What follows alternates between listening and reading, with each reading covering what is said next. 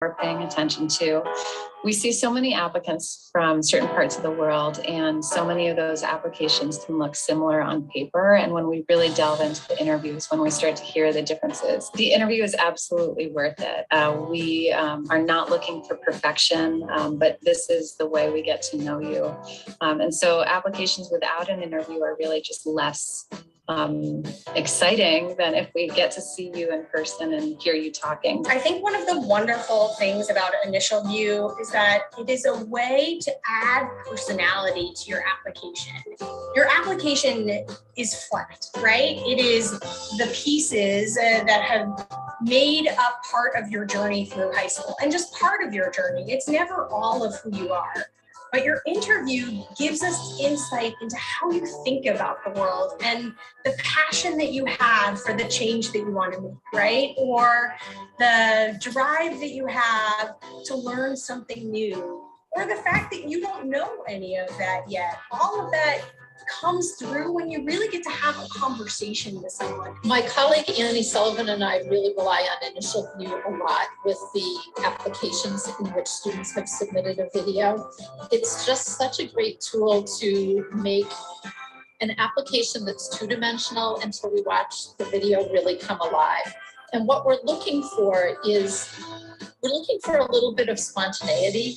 The Initial View interviewers ask some questions that you might expect, but they also ask questions that you probably wouldn't expect and that the students couldn't necessarily prepare for. And so we want to see how the students think on their feet. We want to see if they get flustered when something happens that they didn't expect, or whether they can adapt. And the students who are going to be most successful are the ones who don't get too rattled when something unexpected comes their way. In terms of what we're looking to identify in the interview, we want to get a sense for what are you like? What are your quirks? What are your interests? What are the things that you care about and you're passionate about? And sometimes that doesn't come through in the application. And that's what we're looking for. We're looking for you to just be yourself. We really spend a lot of time looking to see whether or not you seem authentic, and whether you're showing us your real self. And those are very kind of real things for an admissions officer. We finally get to connect with a student who otherwise was just kind of a piece of paper. One time with an interview, Initial View really helped us dive into a student that on paper had really common interests for our applicant pool, but through the interview, we really understood why she was so interested in psychology, why she got excited about how the brain worked and the connections, and how that also tied into her cultural heritage. And it really helped us see beyond just that she was a student who was applying to one of our most popular majors, but really what made her excited about that and what she would add to our community. We are very much building a community when we are reviewing applications. And so we do absolutely have conversations about, is the student going to be a good roommate? What is the student going to be like in the classroom? Is this the type of student who's going to seek out professors because they're simply interested in what they're doing? Initial View enables us to really get to know the student in a wonderful and unique way. And frankly, it's a great way for students to make their application stand out.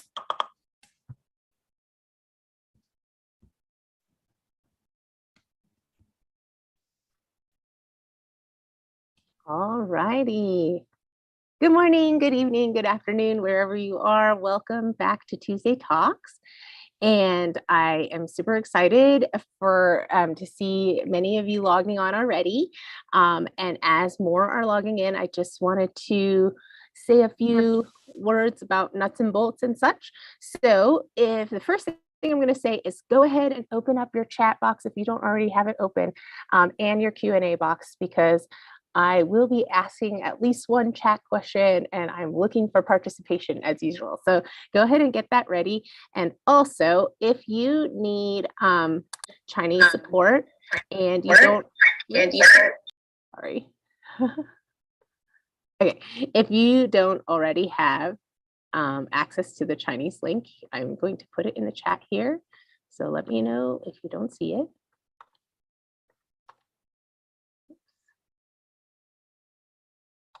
All right. Everyone's still there? Okay, great. And also we may or may not play Mr. View, spot Mr. View. So get your gallery view ready. and you want to be able to see all the windows, because at any point, Mr. View might show up. They might show up in my window, but he might show up in another window. So you have to be ready. So make sure you have gallery view. And if you do see him, then you are going to email contact@initialview.com, send the screenshot, and you will win a prize. So, so that's just a reminder, we're going to do that as well. And finally, I just want to say thank you again to our sponsor schools. And I know some of you emailed us last week, and I was super excited that you emailed, because you said, my school's not on here and I want my school to be on here. So, but without these partner schools, we wouldn't be able to make Tuesday Talks happen week by week. So I'm really appreciating all of you sharing the word with your friends and your families and your counselors and your students. So thank you once again for doing that. Fantastic. Well, today's session is something that people have been looking forward to, because a lot of people have been beginning the process of writing an essay. And I know there's a lot of head banging when it comes to, what am I supposed to write about? And advice and such. So I am very, very honored to have some guests with me today who have been talking about essays for a long time. They've actually done multiple workshops for us as well, but I love their approach to it. And so I'm really, really grateful. So without further ado, I'm going to let them introduce themselves real quick. So Nicole, do you want to start us off? Sure. Hi, my name is Nicole Bensley. I'm the Director of International Admissions at the University of San Francisco. Kristen? Hello, I'm Kristen Crosby, and I'm Director of International Admissions at Ohio Wesleyan University.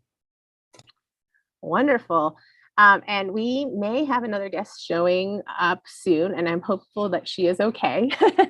But if she does, that will be great to have another voice in this. But first thing we're going to do is go ahead and open up your chat box and go ahead and look at this question. We're going to ask you what you think the purpose of the essay is. And I know some of you are already like, well, I mean, I don't know, admissions officers just ask for it. It's on the Common App. But think a little bit deeply right now, and take a minute, and I'll give everyone a second to get their fingers ready, because I know people aren't always super ready to put it in the chat. But yeah, start typing in the chat what you think the purpose of the essay is in an application. We've already got a response that it's because the U.S. does holistic admission. Yep. You want to tell the admissions officers and colleges more about yourself, about deep reflection. It's not just a list of achievements or activities, to let the admissions officers know and to have a better understanding on your personality. Great. Express themselves to seek a match point with the university. I'm so glad people have been watching Tuesday Talks. They understand like the importance of fit, to allow the universities to know who you are and how you may fit in, to show how unique you are, to show how you think. Great. These are wonderful. I'm really glad that some people already have like a good kind of grasp of what it might mean to have for an admission officer to have an essay. Somebody saying a way to sell yourself. That's an interesting perspective on how to approach it. So this is great. Well, I am going to ask our admissions officers, what is the purpose of the essay in an application? And I'm going to stop sharing so we can see your beautiful faces.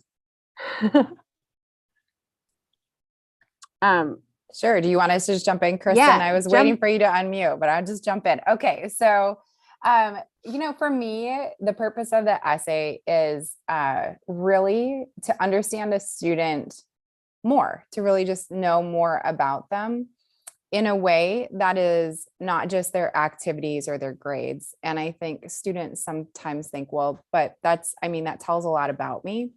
And we have an activity today that I think will help you understand what we're really looking for. But it's kind of a way to just get to know the deeper part of you. Like, what are your values? What's important to you? And to get a sense of, like what you'll be like on campus. Now that's hard to do. The essay is short, right? So it's like a little taste of your personality and who you are. It also just gives us a chance to know a little bit about your writing and your writing style important for liberal arts colleges specifically in terms of your ability to write and communicate your thoughts in writing. But Kristen, what do you think? I would say that all of the things in the chat box are true to an extent, and we certainly are reading the essay for all of the reasons that everyone has put in the chat box. But it's also to really just help bring the application to life in a way that your grades kind of don't really do. It adds that spark and that personality, and that's why it's really important to pay attention to keeping your voice and who you are, because ultimately the goal of your essay is to make the reader find a connection with you. And that goal is for the reader to be able to say, wow, I really like this student and I want to see this student on my campus. So it's not about beating out the competition. It's not about proving that you're a match. It's not about trying to fit in as much about your life as possible. And the more specific you can be about maybe one concept, one value, one moment in time to really create that emotional connection, that's going to be a successful essay. And I think, the reality is that a lot of times we have applicants who on paper with their grades and, everything else with their activities, a lot of times applicants can seem very similar, in terms of when you're trying to review, and it doesn't really give us a scope of like, when I meet you, I get to know your personality. And so the essay gives us a little bit of maybe what your personality is like, and kind of sets you aside. Like Kristen said, it doesn't have to be in really big, huge ways, but it's a way for us to just know something about you a little bit more and what's important to you. Yeah. Well, can we take a tiny step back? And there are some people who are younger on this call, and maybe haven't even ever seen what a Common App looks like. And then there are others who are ready, like they're about to start their Common App right now. So can you just explain a little bit of like where it kind of fits in? How many essays do you write? What are the prompts? Are there prompts? Can you give like a little overview of what it might look like for the college application to the US, I guess? Sure, I'll jump in first. So colleges read applications a little bit differently. So there might be some universities that the first thing that they're going to read is your essay and they want to dive right in. There might be some universities that want to see your grades first and save that essay for last. So don't worry too much about what order your essay is going to be read. But in terms of questions, whether you're doing the Common Application or whether you're writing an essay for another university, there are usually prompts or topics that kind of fall into a formula. So there might be the prompt that asks you to defend a value or a belief. There might be a prompt that asks you to describe an important event or moment in time. So whether it's the Common App prompt or one for a university, there's usually one kind of key goal. And the real important thing here is to focus on that one value, that one event, that one story, instead of trying to pick 3 or 4 different ones and talk really broadly about lots of ideas. It's to really focus on one and put in as much detail as possible. And then there might be some universities that have additional supplemental essays, which are maybe a paragraph. So that's what I'll say, and I'll let Nicole jump in. Yeah, the main essay is usually, one thing I'll say is they have a variety of prompts in hopes that there's something there that you can answer. They try and make them broad enough so that it might be, tell us about a big moment in your life or a challenge you faced or something about your background. But all of the questions on the Common App are meant to be broad enough that everyone can find something to answer. Now, individual schools may have, instead of the Common Application, they might have an essay that's very specific. And so where the common application works is that you write one essay and you use it to apply everywhere. So the important thing is don't talk about your favorite school in your essay on the common application, because every school you apply to is getting that essay. And I've seen it a couple of times. So that's a big no, don't do that. But like the University of Chicago has a very specific essay that you have to complete. It's very focused. And there are quite a lot of schools that are like that as well, where you don't have a choice. You have to answer their question. And then to Kristen's point, sometimes there's that supplemental essay, and that supplemental essay often, though not always, like at the University of San Francisco, it says, tell us about how, what you think about the vision and mission of the University of San Francisco, or why this school. So that part is really to make sure that you connect sometimes students will just sort of share again what we have on our website. And what we really want to know is, how do you connect with the school? Like, we know what we put on the website. We're not checking to see if you've done your homework to find the facts on the website. What we want to know is, if there are facts you found on the website, how does that connect to you personally? And so I think that's the part sometimes people miss in that supplemental essay is why this school for me? Why personally does it fit with me? And how can I connect that to my personal life? And those tend to be the most effective additional supplemental essays. If I could just add one more thing, since there are a lot of younger students in the audience, I think there can be a temptation to attack it like schoolwork, and you want to get it right, and you want to have your points, and you want to have your outline. But that's not necessarily the way to approach it. The way to approach it is to write about something that feels right to you. And I just lost my train of thought. I'm going to mute myself until I think about it. It doesn't have to be, you don't do it like homework. It's not a thing you're trying to complete. It's something that you want to do and talk about, something that you love. Right. Okay. And now I knew I could bring Kristen back. We've known each other long enough. I knew she'd come back around the grid somewhere. So reflection is really key. So there's going to be a lot of self-reflection, thinking about who you've been, who you are, maybe a little bit about who you want to be. So reflection is key. And the other thing is oftentimes you'll discover something about yourself. So you might be writing about a lesson learned, or you might discover through the process of writing your essay that you've learned something about. Approach it that way and not about getting it right.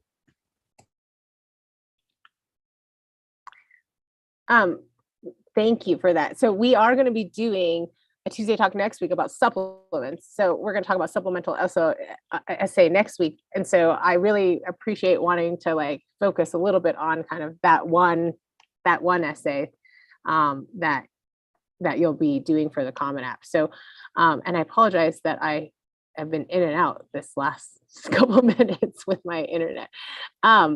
Okay, so going to thinking about how to choose these prompts. It's really great that Common App or Coalition or whichever app you're using gives you a choice.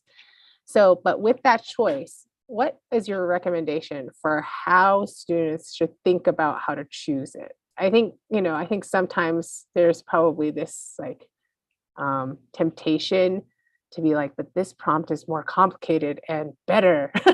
No, Gloria, no, don't do that. See, this is what I will say this over and over again to students is that, sometimes you get a question in class and you just freeze. How am I going to answer this? And I feel like when students start with that essay prompt, it just causes that freeze moment, And so first of all, we sent this activity that we'll look at, but first of all, you have to kind of think about, what do you want to tell? So one of the exercises we're going to look at today is called a values exercise. And you can send it out. You can Google it, values exercise. The college essay guy has it linked on his website, but it walks you through, some examples of what values are, and it makes you select down to your most important values. And I think deciding in advance of the question, like, what do I want to tell about myself? Like, do I want to, having a minute as a high schooler to think about your values. I mean, as adults, we sort of don't really pause on that, but as a high schooler too, I think having a minute to sit on and think about, like, what are my values and what do I want to tell this office about me, and then kind of thinking about what are some good stories that I could tell, or things that maybe help draw that picture about who I am. And then looking at the question and saying, okay, here are the list of questions. Now, how am I going to answer? Which one of these questions can I answer and tell these things about myself? And so I think that can help first, because you've spent some time a little bit answering the question. All of the questions, when you look at them on the Common Application or the Coalition, the heart of the question is, tell us about you. And every single question, we always say, what's the question behind that question? The real question that you're answering is who are you? Tell us about you. And the prompts are just giving you something to think about and a way to tell us. Even the very specific essays from universities, what they want is for you to tell about you when you answer that question. And so the first thing, anytime, even if you are looking at a question that's very specific for a university, the first thing you want to do is, okay, what do I want to tell about myself? What values, what things that are important to me? What are those things that I want to communicate? And then what story am I going to use to tell those pieces of me that are important to me? Yeah, I would definitely agree with that. And if you can kind of think of it as a recipe, whether it's a recipe for food or a coffee drink blend or a perfume blend, there are certain essences in there. There are certain notes that make it what it is. So what's your essence? What makes you who you are?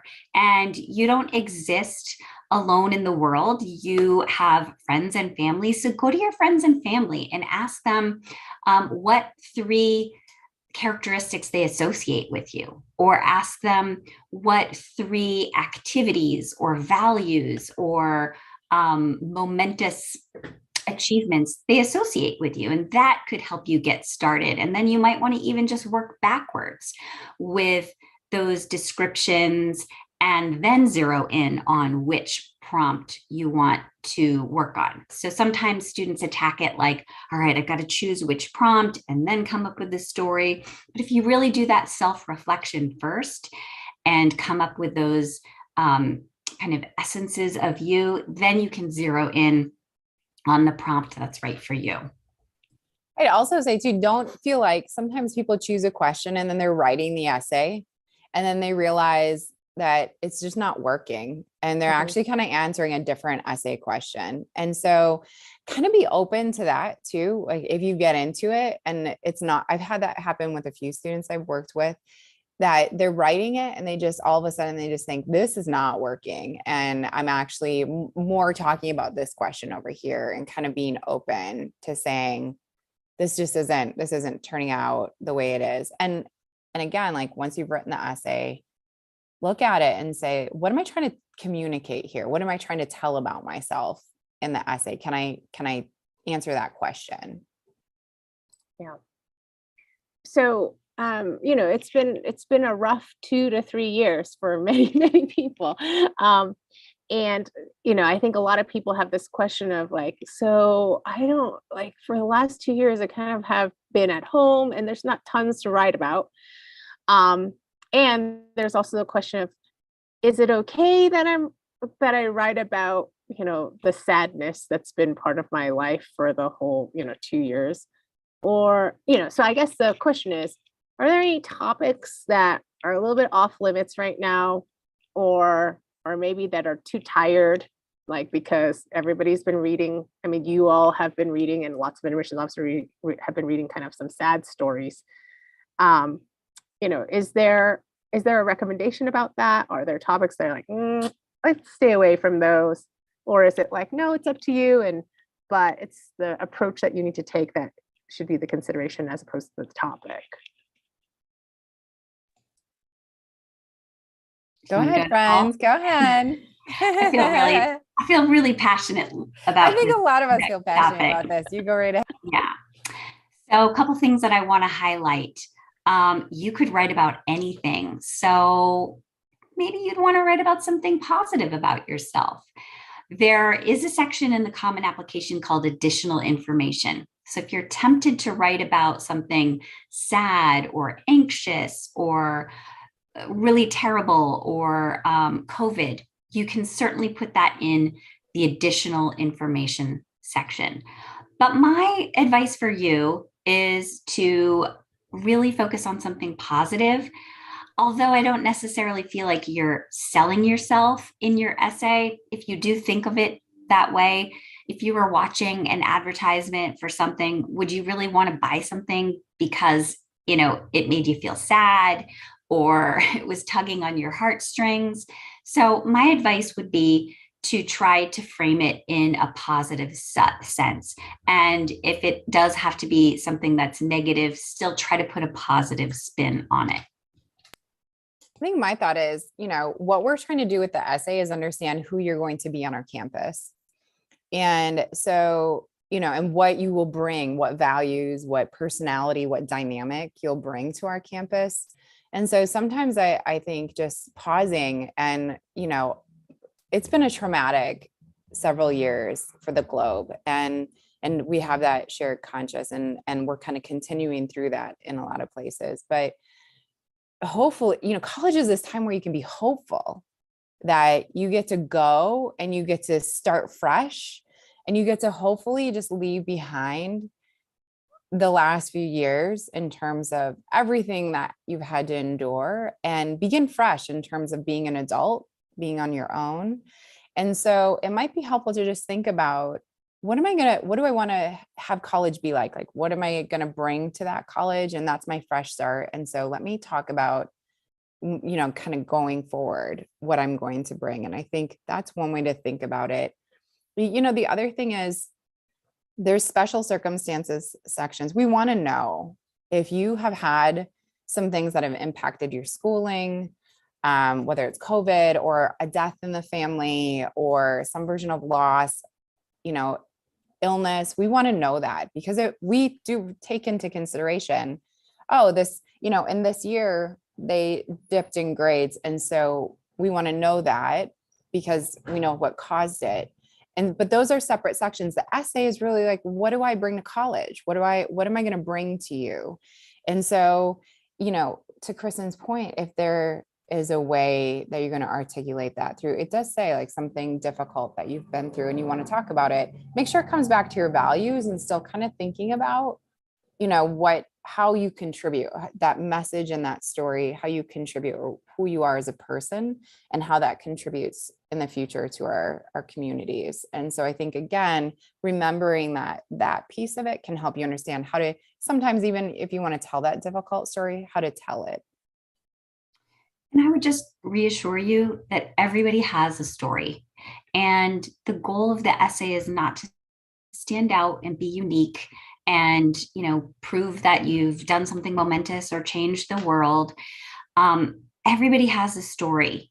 And even if you've been in lockdown at home and you feel like you haven't had the opportunity to do your extracurricular activities or interact with folks, there must have been something that you've done during your time. Was there a favorite book? Was there something that you binge watched and it just uplifted your day? Is there music that motivates you and gets you going? Was there a routine that you had? You know, you played a game with a family member. Just it doesn't matter. Everybody has a story, and it doesn't have to be just, you know, world and life changing.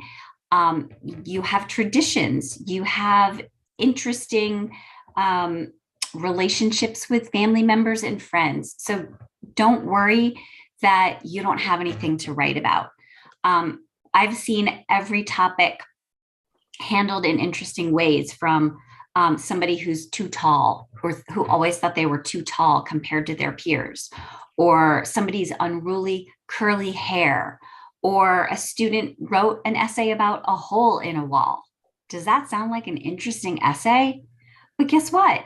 That hole in the wall was a hole that was there because their house was an adobe house, and it was kind of like a shelf.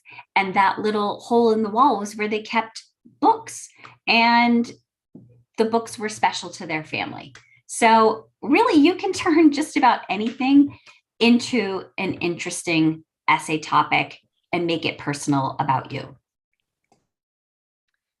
Wonderful. So, so are you saying that no topic is off limits?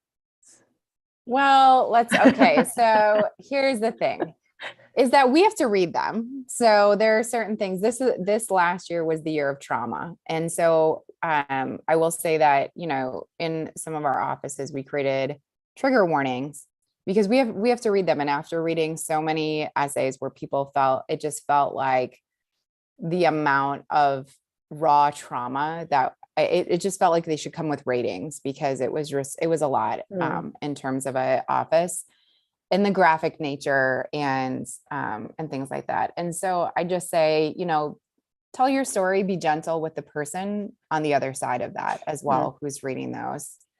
The other things off topics, of course, are everyone save the day. So if you're doing a I save the day essay, make sure you do a I save the day. You know, we were at Model UN, the internet crashed. I had to figure out how to hack in and save the day. We were putting on a play and someone got sick and I had to save the day. We were on a team and we were down and I came ahead and won the day. Okay. Those are like standard formula essays. If you do that, it's really hard, the challenges essay, but you had better think long and hard about what you're telling about us about you, because otherwise that sounds like everyone else's story. So you just have to think about, okay, first of all, tell me how it finishes. But also, just what did you learn personally about yourself? How does it reflect your values? How does it tell me your story? But if it's just telling me the notes of the story, like beginning, middle, ends, entry, here I come, here's the challenge, and here's the end, that doesn't actually tell me much about you. We really have to unpack something a little bit deeper there. Kristen, what do you think? Oh, and engineers, everybody loves Legos when they're a kid, and everybody built their own computer. So please, again, please make sure that's a little bit more personal. If you did, I love some Legos, but if you did play with Legos and you're going to write your essay about that and why you love engineering, just know that so did 5,000 billion other people. And so how is that specific to you? What about you, Kristen? What did you read this year? Well, I guess this kind of goes back to my stay positive. Again, if you have something that truly set you back or hindered you, we want to know about it, as Nicole mentioned, and put it in that additional information section. But I don't want to read your essay and, make me wonder if you're going to be, I feel like I need to tread lightly here, but I read a lot of essays about anxiety and depression, some that took it to a really dark place. And I don't want to have to worry that you're going to be halfway around the world and you might fall into those same dark places. So I would say, if there are some issues like that, we can know about them in additional information, but don't showcase that. And otherwise, any other topic I feel like is pretty okay and not off limits. Thank you for that. Well, we have, a lot of our audience are people whose English is not their first language. So there's some anxiety about the quality of writing in terms of grammar and sentence structure, and word limit is often a question, like, do we have to write like the maximum number of words, or do we, so any advice on how to think about the English part of writing an essay? And also, what are your thoughts about utilizing the word limit? Well, I think the first thing you need to know is that everyone, when Kristen and I, when we look at an essay, and a lot of my colleagues, from a second language learner, the English is not their first language, we assume that you are a second language learner, right? So my writing in Spanish or Chinese is terrible. I could never submit an essay. But what I'm understanding it from you is that I'm looking and honoring that this is your second language, and that I expect it to communicate to me how well you write, and not like super crazy academic writing, but how well you can write when you put some thought in it and edit it. It also gives us an idea, so at USF, we have a program where we can give students extra support to help bridge that gap, and help you transition. And the essay is one way that it sort of lets us know, that they might want an additional class to help them sort of gravitate into the regular curriculum. So they're successful. So their grades are good, right? And so I think that's a piece. And I saw a question in there, like, how much do we use counselors or school officials or, others to help us? And I'd say sometimes when I see an interview, I'm thinking, this kid is great. I love it. I'm totally into this kid. And then I read their essay and I think, the essay doesn't sound anything like them in the interview, and I want to feel good that essay is your voice. Mm-hmm. and is telling me about you, and so I think that's the piece where I think if your essay is too heavy-handed with other folks helping you out, it doesn't sound like you anymore, and so one of the things I always tell folks is, stand in front of yourself, like in a room by yourself, and read your essay out loud. And if the words, you're stumbling on the words, you can't say them, or or there's not words you would use in your normal life, then maybe not in your essay. It should sound like you. And when you read it, it should sound like you and not your agent or your counselor. I want it to sound like your voice. Hi, Amanda. Good to see you. Hi, Amanda. Hello. Good evening. Thanks for pulling down the fort for me. I apologize, but I'm going to be here cheering on Kristen and Nicole as they answer your questions and jump in if I can. So glad you're here, Amanda. So we're just talking about English in the essay right now, and some students being worried that their English isn't good enough, and thus getting help from others. And so we're talking about kind of how much help should you get from others, and obviously there is a group here who has been on a Tuesday Talk for a really long time, and has heard a lot about kind of worries of fraud and things like that. So we do kind of want to address that. Nicole, you just mentioned, when I see an interview and I see an essay and they don't match up. And so I'm worried that people are like, okay, then just don't do the interview. Just don't do an interview, because then it'll show that an agent wrote my essay. So that's probably not the approach we're recommending here. But the question is, like, are you able to tell? Are you able to tell when somebody else has written the essay? And how, in addition to kind of meeting a student via an interview or somewhere else, what are times when there are red flags for you where you're like, I feel like somebody else wrote this, or at best, there's just a lot of editing from some other people? Oh, if I could just jump in. First of all, when we're reading the essay, we're not judging it and marking it up like a teacher or Olympic judges. We're not deducting points for any typo or grammar or spelling mistake. Again, we're really just trying to make that personal connection with you. So it's okay if there are some grammatical errors or some wrong vocabulary choices. It does not have to be perfect. It should be a reflection of you and your voice. So that's why it really does you a disservice when somebody else is editing a lot for you or rewriting it because you've lost that voice.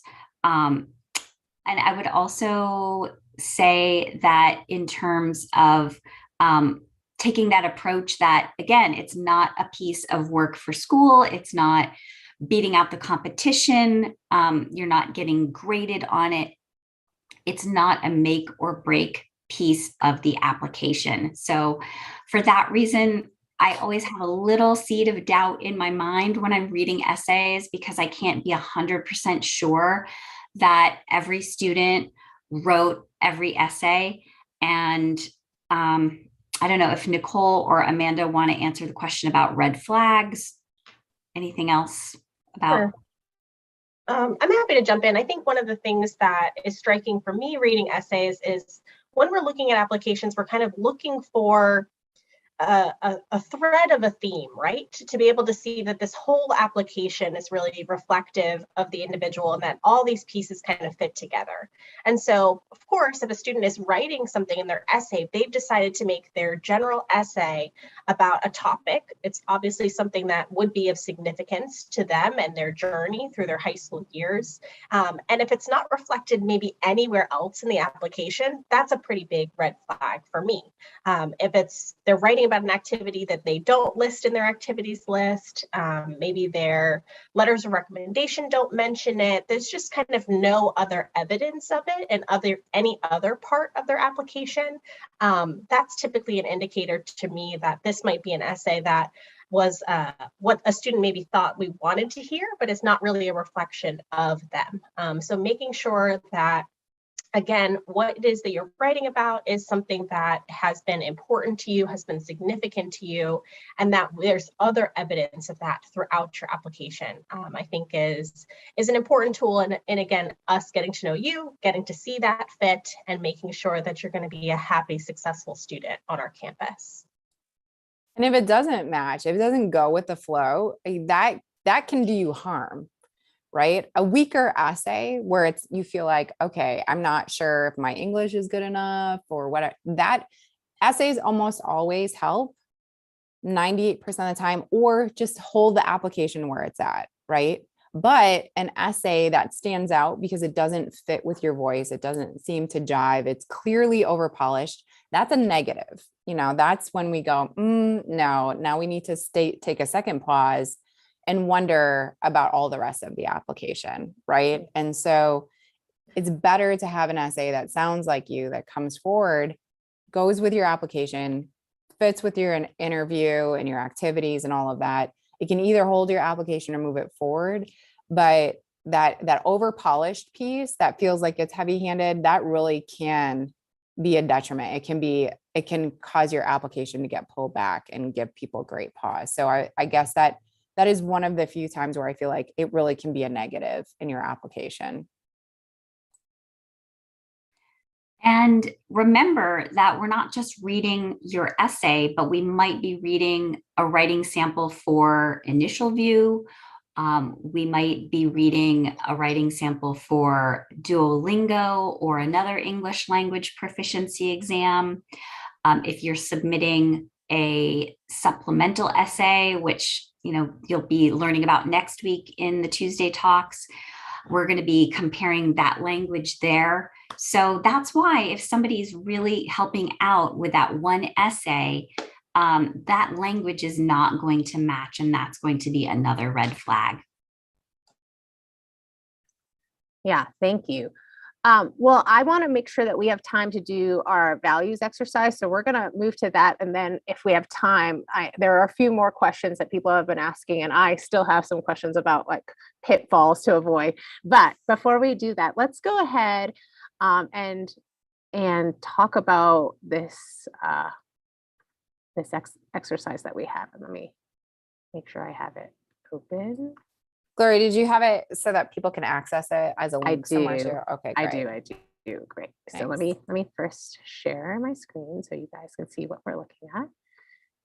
So this is an exercise that, some kids will do, some of you might do in school, right? And this actually, it's 2 pages. This is the first page, the second page, don't worry about, but basically you begin, this is just a list of values, and you could use any values. You could add your own. Maybe you're looking at these values and you think that, my values are missing.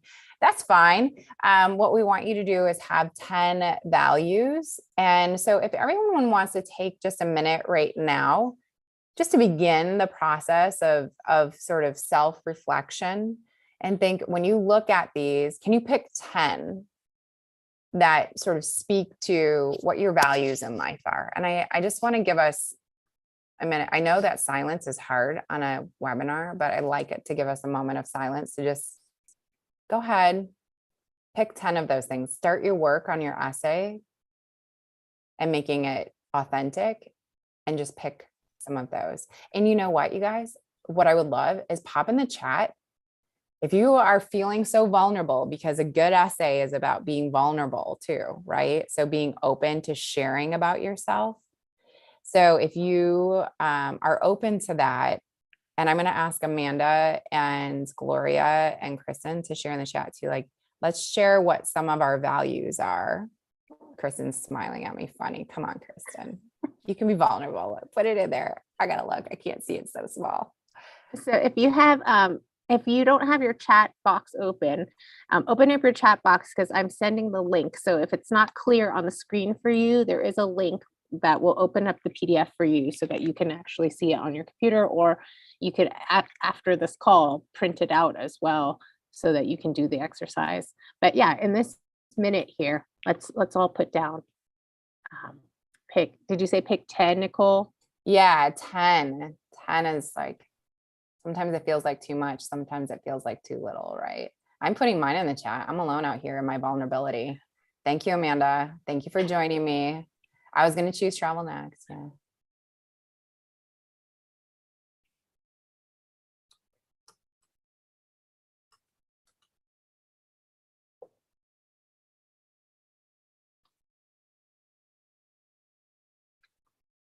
We're alone out here as presenters. Oh, I see some. I see some. Do you? Let me see. Yeah. Some curiosity, some vulnerability, communication, personal development, music. Oh, good, good. People are putting in. Thank you. Thank you. Growth, strength, self-love. I love it. Yeah. And I love how they're so different. Right. It's not everybody picking the same values. Yeah. And I think the thing is, you know, if you all told the same story, but you were talking about your own individual values, then that story becomes yours, right? That's the part that makes the difference, is understanding what your values are and knowing what you want to put in that story to make sure I understand about you.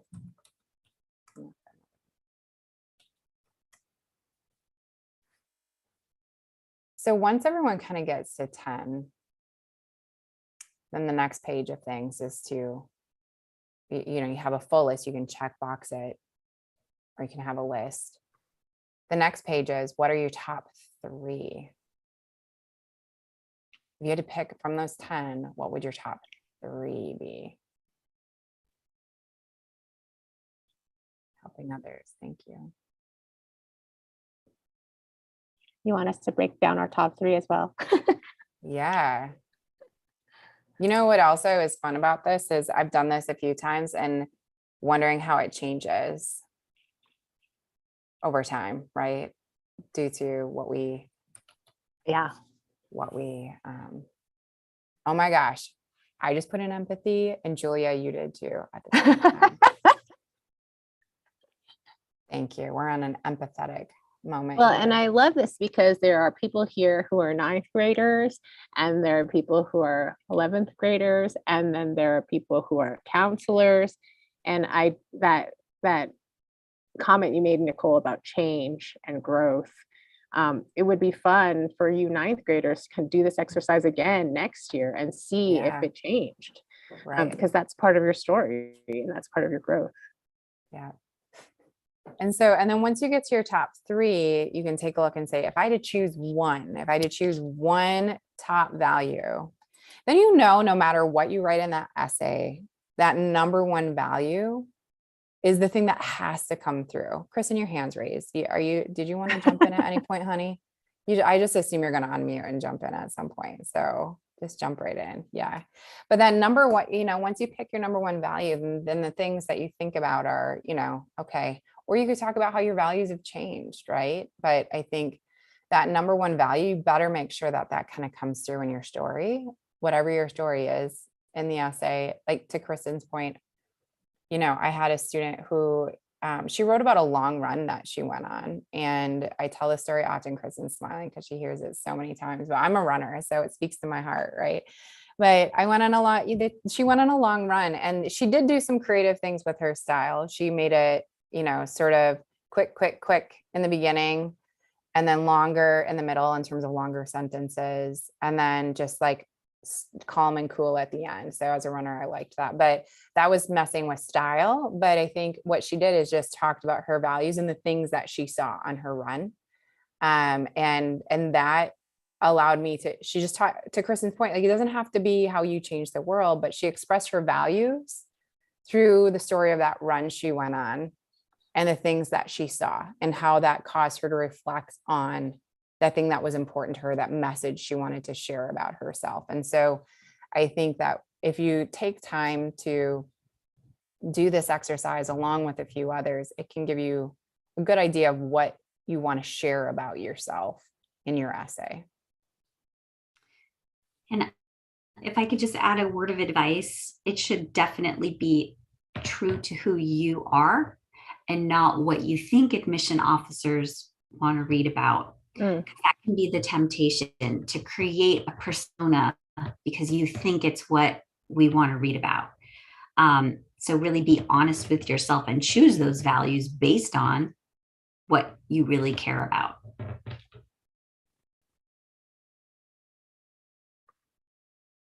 This is great. And I really encourage people to do this kind of on your own. And I know, Nicole, you mentioned College Essay Guy. He has a lot of great resources that are free. I love his stuff. Yeah, it's free. Yeah. And so if you all want to go to his site and look, and I find that actually this values exercise super helpful for the interview as well, because you know, I think a lot of people, when they think about the interview, they're also like, oh, what am I supposed to talk about? And they have these stories that they think admissions officers want to hear, when at the end of the day, you all just want to hear what their values are. Yeah. And so I have appreciated doing this exercise since learning about it. And so I encourage all of you to take the time to do that. And does he ask you, like, he has like a time limit when he does it, right? I think on his, it's like, so the nice thing about 90 his stuff seconds. is that there's a lot that's free. And one of the students said, how can we get help, right, on our essay without getting help, the big help, you know, the I wrote your essay for you help. And I think the great thing about the College Essay Guy is that he's for sure about access and getting support for everyone in writing, which is why I talk about him a lot, because I appreciate he makes that available. And so if you go, it says tools for writing the college essay, tools for writing your school supplement. And then he actually has videos, you know, and so, you know, a lot of us run full, you know, half day workshops or a couple hour workshops on how to create your essay. So if you spend some time with him, he has videos that sort of walk you through the various exercises that help to get you material for your essay. And by material, I mean like ways to reflect about yourself, your history, what's important to you, memories, all of that. There's a host of different activities that are really great. And the videos it just makes you pause and take the time to do it. He gives some good examples on how to do the exercises, but I do think having that time to reflect on yourself is the most important. So I do want to go back to a couple more of these questions that people are asking. And the first is, let's talk about pitfalls again. And so the first thing is like, you know, assuming people assuming that they want you to read something. So the question is, does the essay have to be thought provocative? So, and I know it's very difficult for you to answer my question right now. Hi, Terry. Sorry. I'm trying to keep it cool here, but I just can. I think that's a great question. And I would say for me, again, this idea of being authentic is much more important than being thought-provoking. So we do this exercise, if anyone's familiar with improv comedy, one of the great kind of techniques that improv comedians use to kind of get started and warmed up is they do something called boring scenes. So I think there's this expectation is that there's every scene an improviser does is supposed to be hilarious. That's what they're doing. They're doing comedy. But to get started, often they do these boring scenes and they go out there with a scene partner and they just kind of talk to one another and they do something that's not trying to be funny, that's not trying to be silly. They just go through their normal routine and have a normal improvised conversation with someone. And after a series of doing these boring scenes, they find that they're not so boring anymore because the improvisers, they have personalities. Maybe they're naturally funny. Maybe they're naturally in a silly mood that day. And so these things kind of start to just emerge really naturally that show the improvisers' personalities. And I think writing an essay is much the same. Write something, don't try to stretch to portray a particular attribute because those attributes live within you naturally. And after a couple of drafts of writing an essay, that's going to reveal itself really, really naturally in your essay. So I don't think you should strive to be thought-provoking, strive to be funny. Just know that those things are kind of, again, going to emerge out of you without too much effort. And that's what we want to see, that kind of natural flow of your personality onto the page. So we talked a little bit about things to avoid, and I would like to kind of keep going down that line because I just think that there are a lot of mistakes that are made. So and we don't have tons of time, so I want to kind of like have you all pick maybe your biggest pet peeve or biggest mistake that you've seen, maybe a recurring mistake that you've seen when you read essays. I'll jump in and say that trying to fit too many topics or highlight too many things in an essay is a big mistake. You want to just pick one, focus on the details, put as much of the detail into that one piece of the topic, and it'll be great. I think for me, mine would be students that write really beautiful essays about somebody else rather than about themselves. So many essays where students want to talk about their amazing relationship with a grandparent or with a sibling, and it ends up being all about them. And you think, oh man, I'd love to admit their grandfather to the university. But we're really, again, trying to get to know you. And I know that can be difficult to make yourself kind of the star of your own essay, but really encouraging you to make sure that you are at the center of that. And we're getting to know you rather than your hero or your family members, really getting to make sure that you shine through. I'm going to build on that and say the academic paper. Academic paper essay, right? And so it's a little bit of what Amanda said too. It's not actually about you. It's a really insightful and thoughtful paper for class.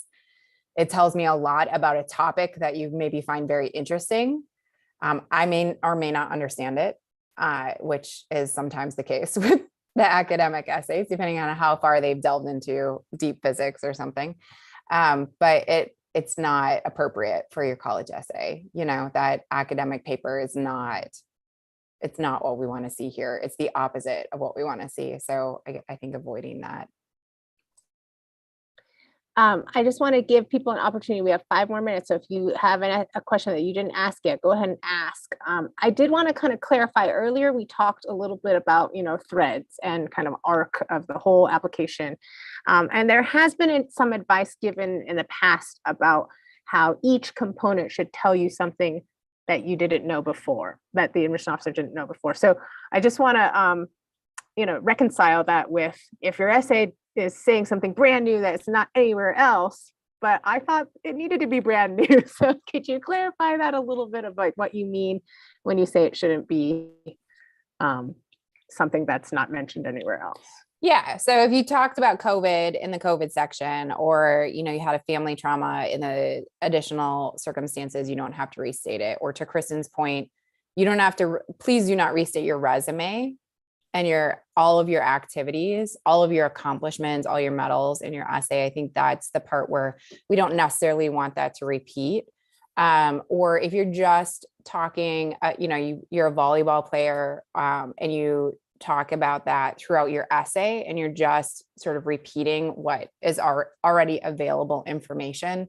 So to your point, we'd like to know if there's an activity that you do that you're talking about in the essay, it should be listed on your activities, but don't think you have to be stuck there. So kind of to Kristen's point, like tell whatever the story is that's interesting and tells your values or is unique to you, but it may not be an activity. Maybe a lot of us don't have activities at this point, or it might be something entirely unrelated. So it gives us new information about your values. Like if you're saying, you know what, I'm a super sports person and everything on your listing of activities is sports, that's not new information. So if you are going to talk about that, then it should be in a way that gives us new information about you, about, again, who you are and the things that are important to you in that way. So that's that new information piece. It's collaborated by what you've done in the rest of your application. If you're interested in studying engineering, we can see that, you've listed it. So don't make your essay about that unless it's going to be some way that tells me more about you as a person beyond the fact that you love playing with Legos, So I think, again, that's that new information piece. We already know you love engineering. You've listed it. We can see the courses you've taken that support that. You don't have to relist those in your essay. I think just that's the new piece, right? Where maybe that's a thread of what's in your essay. We see that elsewhere in your application, but maybe you're telling us a different component or dynamic about that. Amanda, did you want to add anything to that at all? Sure. I think what I was trying to indicate exactly to your point, Nicole, is also this idea that if you decide to write about basketball in your essay, if you don't have basketball listed on any of your activities, that would be a red flag. So it's not as if, yes, we want new information about you. We want you to expand upon it. We want to have more depth and information about you and your values in that essay.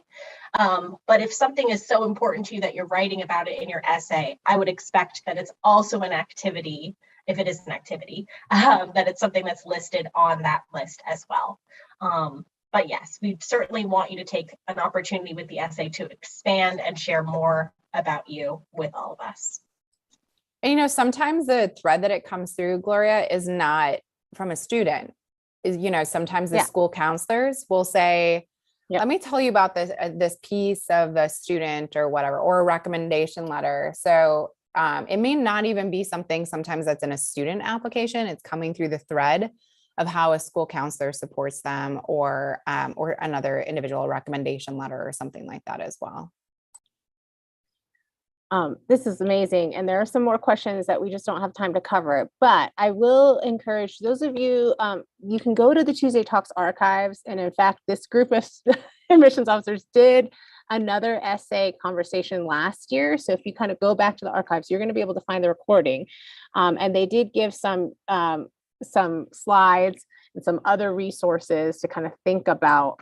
We did this great exercise today, but there are other exercises out there. So definitely take advantage of those.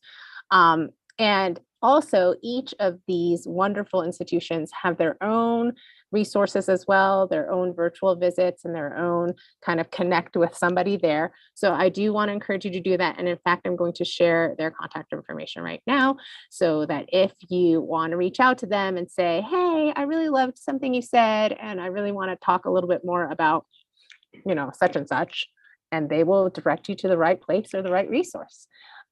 So thank you so much for spending time with us this morning. I know it's early, and admissions officers, so thank you for waking up early and being on the call with us. And for all of you who joined us, thank you so much for your participation and really taking time to reflect. That at the end of the day is like Initial View's, one of Initial View's core values is self-reflection and thinking about who you are authentically, like really who you are and not what other people say that you are. So I love this topic because it reinforces what I've been trying to like push out in our all of our talks. So in the meantime, enjoy your evening or afternoon or morning, wherever you are, and tune back in next week. We are going to be talking about supplements, so we can talk a little bit more deeply about how to approach that versus the regular essay. And I do have a colleague that is going to stay online. So if people have questions about the interview and kind of how to approach the values in that section, I do have people staying on to answer questions about initial view. But otherwise, in the meantime, have a great day. And thank you again, Nicole, Kristen, and Amanda. So good to see you. Thanks, Gloria. Bye. Good to see you. Bye, everybody. Have a great day. Thanks. Bye. Thanks, Gloria. Thank you. Bye.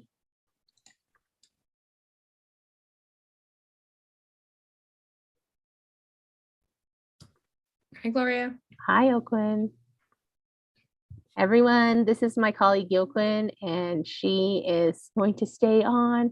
And she also used to be an admissions officer, so she has a lot of insight about how to understand personality through the whole application, including essays and interviews. So if you have questions about interviews and also the interview process itself, please hang on and she'll talk to you a little bit more.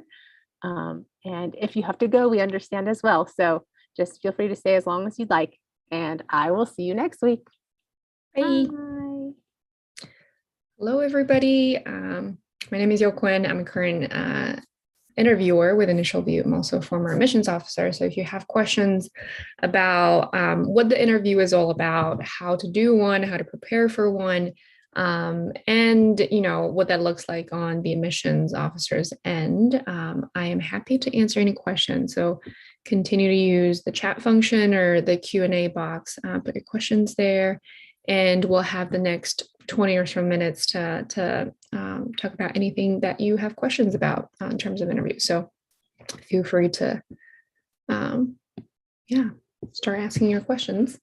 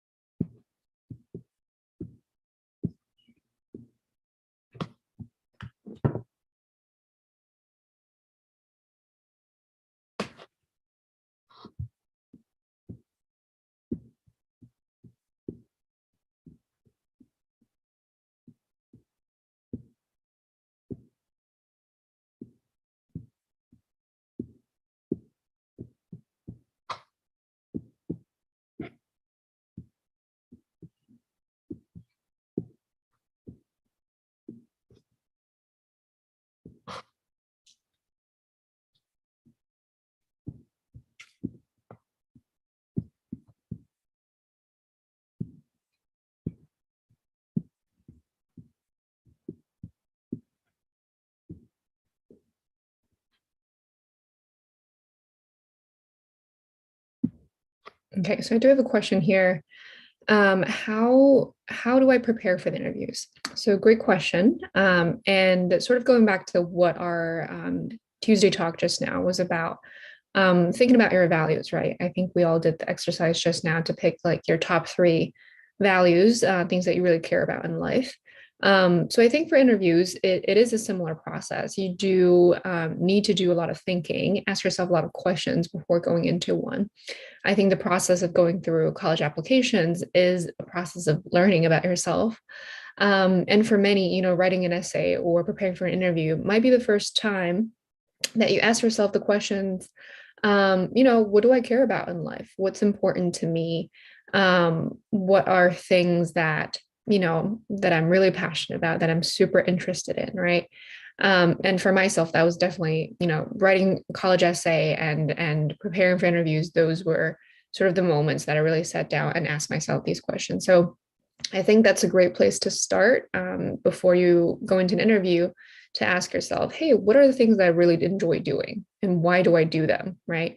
And I think eventually goes back to the things that you care about in life. Maybe it's helping others. Maybe it's being close to your family. Maybe it's this one particular topic in physics or psychology, right? So really think about those things. And the purpose of an interview is to really highlight the things that you think sets you apart, that you think makes you who you are. And honestly, the entire college application is about that, but there aren't a ton of places in the application for you to really use your voice and bring out these things that are special about you, right? Because there are lots of information that is numbers or words that other people say about you. So really the essay and the interview are the kind of the two most important places for that. So start asking yourself these questions. Think about what your answers are. And also be aware that they're only about 15 minutes in an interview, so you can only go over so much information with the interviewer. So think about, the most important things you want admissions officers to know. Sometimes this might be in your application already, and you want to highlight it. You want to make sure that you emphasize it, that admissions officers pay extra attention to that aspect of you. But you might also want to mention things that aren't in the application already, right? The interview, a lot of times, if they just repeat everything else that's in the application already, there's not really a point to do that interview. So think about what is not in the application already that you want them to know, and what might be in your application already that you want to highlight, that you want to emphasize, right? So ask yourself these questions and practice, right? And by practice, I don't mean that you write paragraphs and you memorize these paragraphs and then you just recite them when you're talking with the interviewer. I mean to practice, giving your answers, to practice ways that you describe a certain experience or certain, activity that you had, or certain concepts that fascinate you. You can practice in front of a camera or in front of a mirror, though both are fine.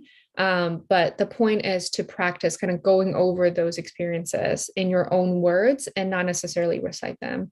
I recommend against preparing answers ahead of time, because also a lot of times you don't know what questions are going to be asked in an interview. As an interviewer, I never go into an interview knowing what questions I'll ask. It's always an unscripted and a natural conversation between two people. So that's my advice for preparing for an interview. Start asking yourself lots of questions and practice, right? Practice your giving your answers, but not necessarily have them prepared before an interview. So hopefully that answers your question. Anything else that people are curious about?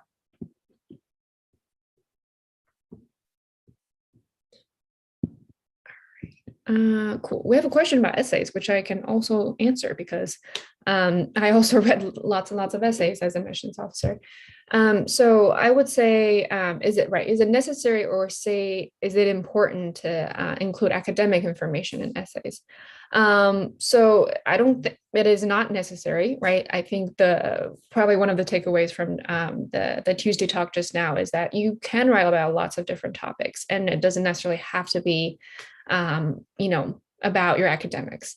So I would say if that is important to you, if that, maybe this one particular section of your academic learning or of your intellectual growth has been, the most important thing for you in the last 3-4 years, then and you feel like that tells a lot about who you are, and it showcases your values, for example, then yeah, go ahead and include academic information. Though it is not necessary, lots of students choose to write about topics that are not related to academics. It might be things that they do outside of school. It might be just some thoughts that they have, right? It might be talking about their, upbringing, their growing up. All of those are valid essays and valid topics. It doesn't have to be a rule, or it doesn't have to be like a mandatory section of your essay. And I think one way to think about writing the essay, which the admissions officers, they all talked about just now in the Tuesday talk, is that you're not fitting it into certain a format or a model of like, okay, you talk about the academics, and then you talk about the extracurriculars, and then you talk about who you are and like your the things that you want to do in college, and that's like one college essay. It doesn't really work like that.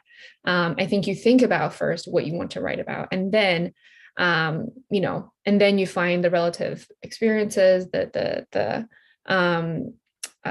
things you think about, and then you fill that with substance, right? So start with values, right? Start with things you really want admissions officers to know. It doesn't have to be this, or it doesn't have to be that. And then obviously, you know, be aware of the things that they said to be aware of, right? Whether it's negativity, or like how to talk about things that are difficult, and obviously all those things. No worries. All right, so there's another question that I believe is about the TOEFL test. So due to COVID, may not be able to take TOEFL IBT in the near future.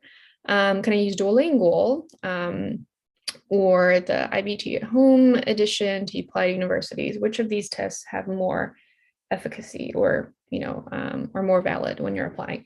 So good question. And the answer, like, you know, the answer to many similar questions is that it depends. You do, for all the schools that you're interested in applying to, you do need to look at every single school's testing policy, standardized testing policy. All the schools will, you know, they'll publish this on their websites, but some schools accept Duolingo, some do not, some accept the at-home version of the TOEFL, some do not. I would say the majority of the schools that accept TOEFL scores or require TOEFL scores when you apply, they will accept the IBT home edition. But obviously there are exceptions. So I can't, you know, have one answer for all schools. You do have to look it up for the schools that you're thinking about applying to. And in terms of, you know, how valid these tests are, that also depends on the school. But I would say for the schools who accept multiple versions or multiple tests for English proficiency, it doesn't really make a difference which one you take. So if they say that they accept the TOEFL and the Duolingo and something else, the IELTS, then any of the three will be just as valid when you're applying. And then as a reminder, the interview is also another way to showcase your language abilities.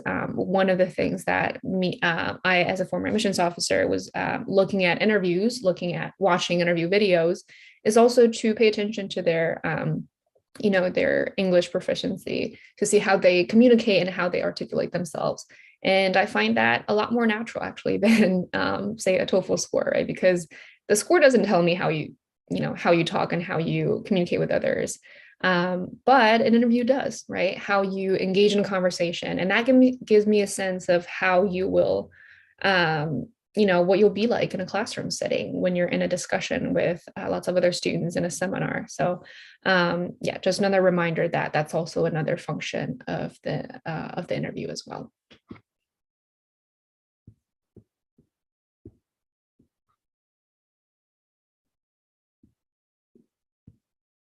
And just as a reminder, right, for all these, different testing policies, different deadlines, interview policies, I recommend that you just, you keep notes, that you keep a spreadsheet, an Excel sheet, anyway, that is helpful for you to keep track of the different requirements and deadlines at different colleges and universities, because at some point you'll lose track. So you'll want to, for all those schools that you're thinking about applying to keep track of what they want in an application and when they want them. So just a helpful tip as you're starting this process. Yeah, no worries. You are welcome. So we have another 5 minutes or so. So if you do have another question about interview, it doesn't have to be about interviews, because I can also answer questions about admissions. But if you have questions about interviews, how to do them, what they're like, and how admissions evaluates them, you still have a few minutes.